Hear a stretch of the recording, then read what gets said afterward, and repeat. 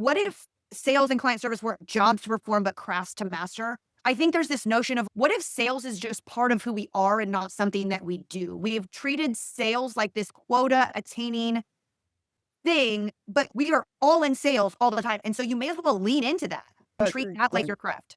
To an extent, that's what the Seller's Human is about.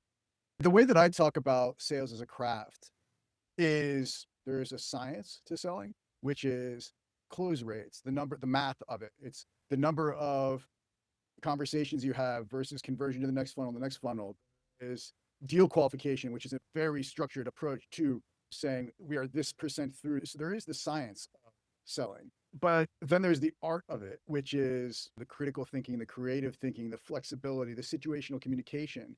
And when you think about it, the roles that a salesperson plays at any point in time go from, okay, right now we're a detective where we're trying to think about and ask the right questions to surface what's actually behind what they're saying. What do they really need? Then we're a storyteller, which is in and of itself an art. We're a negotiator. We're sometimes a research analyst. We're researching the accounts and the people and the individuals, and the list of things that a great salesperson does goes on, and you could spend your entire life honing that craft. Yeah. And then lastly, sales is the lifeblood of the business in that the revenue that we win gets reinvested into the organization and allows us to hire more headcount and invest further into product and all of that. And all of this makes it a craft and something that we should be proud of and love. Not just, there are a lot of salespeople that are like, I can't sell if I don't have just the right pitch deck, or I don't have the right comp plan or territories, or I haven't been trained appropriately, or I don't have the right collateral.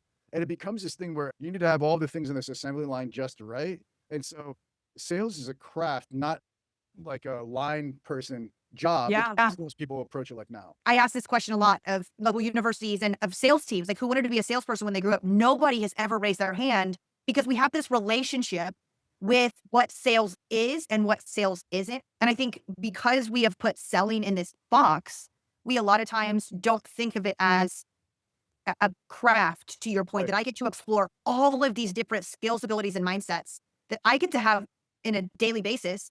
And so I challenge people a lot to wrestle with what does sales mean to me? And you have to decouple that to really think of it as part of who I am and part of how I show up in the world, as opposed to this job that I'm doing.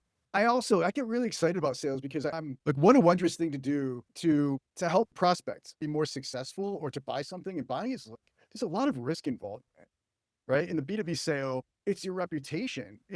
I told all of the stakeholders, my boss, my CFO, all these people around me, that this thing would be the best thing for us. And so as a salesperson, you're helping somebody navigate that.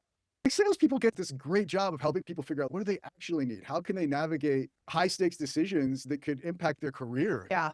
I think you'll be hard pressed to find two people that love sales more than we do. To be proud of what you're doing, not just recognizing what it is, that it's more than just a job, that it's an art, it's a science, it's a craft, but it's something to be proud of. I want sales to feel awesome about the contribution they're making to the world.